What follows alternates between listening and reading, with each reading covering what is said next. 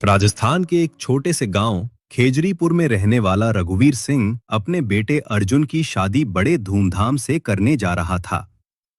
अर्जुन पढ़ा लिखा नौजवान था और शहर में नौकरी करता था। जब उसकी शादी रेणुका नाम की सुंदर लेकिन रहस्यमयी लड़की से तय हुई तो गांव में हर कोई चकित था।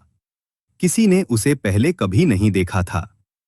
शादी की रात रेणुका का चेहरा घूंघट में छिपा हुआ था। उसकी आंखें लाल थीं, लेकिन कोई कुछ कह नहीं पाया। अब कन्यादान की विधि पूरी करें। बहू कुछ अजीब सी नहीं लग रही। अरे माँ, सब ठीक है, तुम बस भावुक हो रही हो। शादी संपन्न हुई। सब कुछ सामान्य था, लेकिन उसी रात से कुछ असामान्य घटनाएं होने ले गई। शादी के अगले दिन अर्जुन की मां शांता देवी ने देखा कि रेणुका सुबह 3 बजे उठकर आंगन में कुछ बुदबुदा रही थी।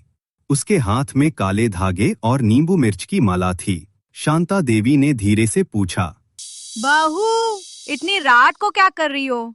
मैं अपने परिवार को बुला रही हूँ, वो भी इस घर से जुड़ना चाहते। कुछ क्या कहा तुमने? कुछ नहीं माँ जी, आप सो जाइए। शांता सन्न रह गईं। उन्होंने अर्जुन से यह बात बताई, लेकिन अर्जुन ने हंसते हुए कहा, अरे माँ, आजकल लड़कियां ध्यान करती हैं, मंत्र पढ़ती हैं, तुम बेवजह डर रही हो। लेकिन यह केवल शुरुआत थी। अगले कुछ दिनों में घर में चीजें गिरने लगीं। दीवारों पर खून जैसे निशान दिखने लगे और रात को किसी औरत की चीखें सुनाई देतीं। गांव के एक पंडित व्यास जी ने जब यह सब सुना तो बोले, इस लड़की में कुछ तो रहस्य है। इसके आने के बाद घर की हवा ही बदल गई है। शाम को अर्जुन को अपने कमरे में किताब की अलमारी में एक पुरानी डायरी मिली। डायरी में लिखा था, मैं चंद्रा हूं। मुझे इस हवेली में जिंदा जला दिया गया था। अब मैं वापस लौटूंगी, एक दुल्हन बनकर। अर्जुन ने डायरी तुरंत रेणुका को दिखाई। रेणुका ने ठंडी हंसी हंसी और बोली, हाँ अर्जुन, क्योंकि मैं ही चंद्रा हूँ। तुम लोगों ने मुझे जलाया था, अब मैं सबका अंत करूंगी। रेणुका असल में चंद्रा की आत्मा थी। उसने चंद्रा के जैसी ही दिखने वाली एक लड़की के शरीर में प्रवेश किया और इस घर में इंसाफ के लिए लौटी थी। उस रात घर में सब कुछ तहस नहस हो गया।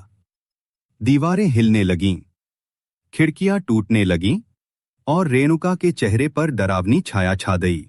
रेणुका चिल्लाई। शांता देवी और अर्जुन डर के मारे रोने लगे।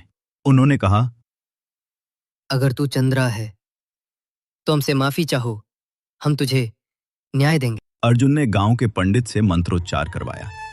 एक विशेष पूजा हुई जिसमें चंद्रा की आत्मा से माफी मांगी गई।